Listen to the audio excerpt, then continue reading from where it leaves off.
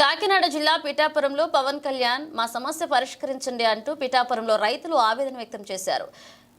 పిఠాపురం మండలం ఎఫ్కే పాలె గ్రామంలో ఎటువంటి అనుమతులు లేకుండా గ్యాస్ గౌడ నిర్మాణం చేపడుతున్నారని గ్రామస్తులు రైతులు ఆగ్రహాన్ని వ్యక్తం చేశారు. రైతుల దగ్గర కానీ గ్రామస్తుల దగ్గర కానీ ఎటువంటి ప్రజాసేకరణ చేయకుండా గ్యాస్ గౌడ నిర్మాణం ఎలా చేపడతారని అధికారులను ప్రశ్నించారు. మా సమస్యపై గ్రామ మండల స్థాయి అధికారులకు ఫిర్యాదు చేయగా సమస్యను నీరుగార్చారు. కాసులకు కకృతిపడి అధికారులు పర్మిషన్ ఇస్తున్నారు. 2 సార్లు జిల్లా కలెక్టర్ కి స్వయంగా ఫిర్యాదు చేయగా ఎటువంటి స్పందన లేకపోవడం విడ్డూరంగా ఉంది. మా నియోజకవర్గ ఎమ్మెల్యే పవన్ కళ్యాణ్ ఈ సమస్యపై స్పందించి ఇలాంటి నిర్మాణాలు చేయకుండా అధికారులకు చెప్పాలని తెలియజేశారు.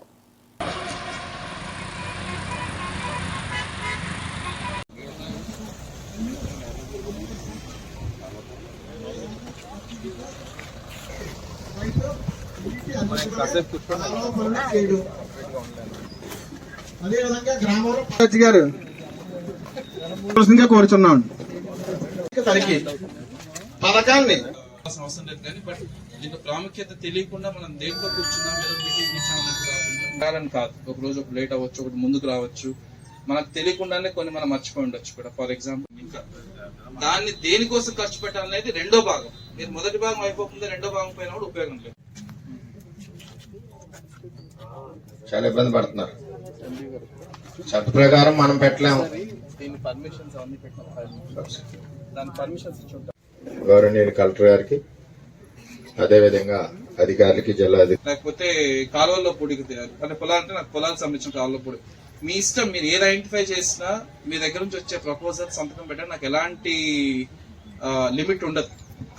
కలెక్టర్ లెవెల్లో ఎన్ని పని దినాలైనా ఇచ్చేయచ్చు. మీరు లెట్సే 10,000 చేస్తున్నారని ఇందాక అని చెప్పినట్టు 12,000 15,000 లెట్సే మండలానికి అవుతుంటే మీరు 20,000 అడగండి, నాకు అభ్యంతరం. మీరు 20,000కు పంపించండి, దానికి తగ్గట్టుగా మెటీరియల్ కాంప్లీట్ వస్తుంది, మీ ఊర్లలో రోడ్లు వేసుకోవచ్చు. అంతే తప్పితే నేను కూలీలకు పంపించలేను, మా వాళ్ళు వెళ్ళరు, కానీ నాకు రోడ్లు కావాలంటే కష్టం అవుతుంది.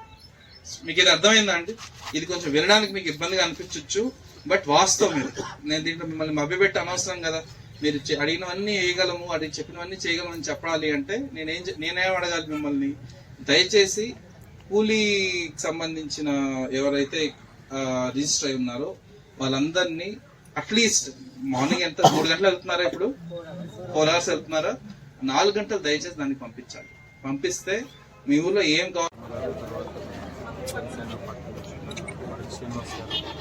విలేజెస్ అందరూ గ్రామసభ మెంబర్స్గా వాళ్ళని అటెండ్ అవ్వడం జరిగింది. సో దీనికి సంబంధించి ముఖ్యంగా నా వైపు నుంచి నేను చెప్పాల్సింది, దీన్ని ఓన్లీ వర్క్స్తో పాటు అంటే వాళ్ళ ఇంట్లో వాళ్ళకి ఊళ్ళలో కావాల్సిన రోడ్లు కానీ, తర్వాత బిల్డింగ్స్ కానీ, తర్వాత ఇంకేదైనా స్కూల్కి సంబంధించిన వసతులు వీటితో పాటు వ్యక్తిగత అవసరాలు కూడా ఈ గ్రామ సభలో చర్చించవచ్చు. అంటే ఏదైనా లోన్ కావాలి, లేదంటే ఏదైనా పాడి పశువులు కావాలి, ఇలాంటివి కూడా చర్చించవచ్చు. దాంతోపాటు మనం 2047 విజన్ ప్లాన్ తయారు చేసుకునే ప్రక్రియలో ఉన్న స్టేట్ వైడ్ దానికి సంబంధించి కూడా గ్రామం నుంచి కూడా కావాలి, ఆ ఫీడ్బ్యాక్ కావాలి, ఏమేమి కావాలి గ్రామం లెవెల్లో తెలిస్తే దాన్ని అన్నిటినీ కలుపుకొని, అంటే మండల్ లెవెల్లో కలుపుకొని మండల్ ప్లాన్ తయారు చేసుకోవడం, మండల్స్ అన్ని కలుపుకొని జిల్లా ప్లాన్ తయారు చేసుకోవడం, జిల్లా అన్ని కలుపుకొని స్టేట్ ప్లాన్ తయారు చేయడం జరుగుతుంది. సో ఆ ప్రక్రియ ఈరోజు ఎక్స్ప్లెయిన్ చేయడం జరిగింది.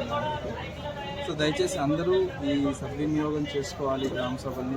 తీర్మానం చేసేటప్పుడు ఓన్లీ ఖర్చు గురించే కాదు, మీరు చేయాల్సిన అదర్ పనులు అంటే కూలీలకు అందరూ వెళ్ళాలి, పని దినాలు కల్పించుకోవాలి. సో దాని మీద కూడా కొంచెం ఫోకస్ చేయాలని చెప్పి అందరినీ కోరుకుంటూ ఇవాళ ఇక్కడ ఈ గ్రామ సభ జిల్లా పంచాయతీలో కూడా జరగడం జరుగుతుంది. అండ్ ప్రతి పంచాయతీలో తీర్మానం తీసుకున్న తర్వాత దాన్ని మన గవర్నమెంట్కి పిఠాపురం నియోజకవర్గమే కాకుండా యావత్ రాష్ట్రం స్వర్ణ గ్రామ సభలో చాలా రంగరంగ వైభవంగా జరుగుతున్నాయి. ప్రజలందరూ తండాలుగా వస్తూ ఉన్నారు.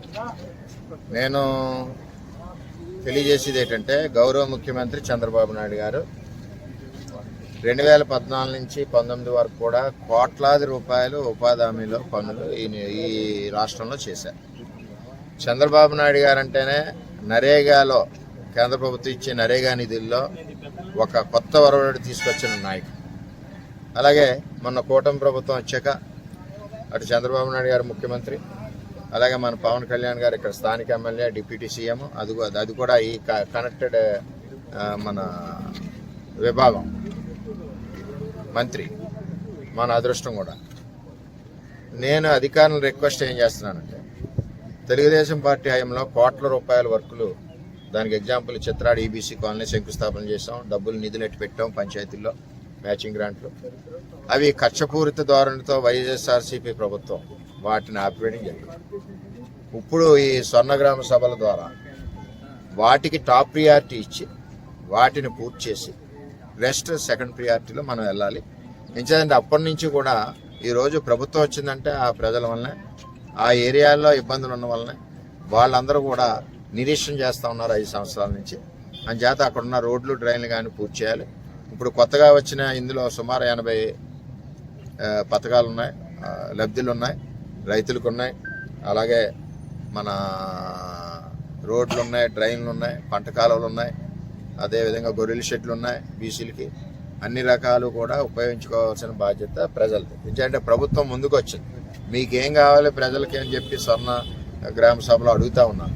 మీకు కావాల్సింది మీరు చెప్పాలి, మీకు కావాల్సింది